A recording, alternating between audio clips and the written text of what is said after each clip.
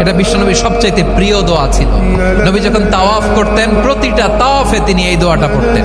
রুকনে ইয়ামানি থেকে হাজরে আসওয়াদে যখন তিনি যেতেন, এই দোয়াটা পড়তেন, রব্বানা আতিনা ফিদ দুনিয়া হাসানা ওয়া ফিল আখিরাতি হাসানা ওয়া কিনা আযাবান নার। আল্লাহ দুনিয়ার কল্যাণ দাও, আখিরাতের কল্যাণ দাও। আল্লাহ জাহান্নামের আগুনের শাস্তি থেকে তুমি আমাদেরকে বাঁচাও। আওয়াজ করে সবাই পড়ুন আমিন। নমরুদ বলে, ইব্রাহিম শুনলাম তুমি নাকি আমাদের খোদাগুলারে মারছো,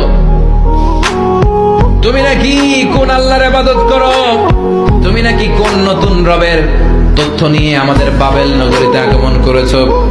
আমি ছাড়া কোনো খোদা আছে বলে তো আমি শুনি নাই।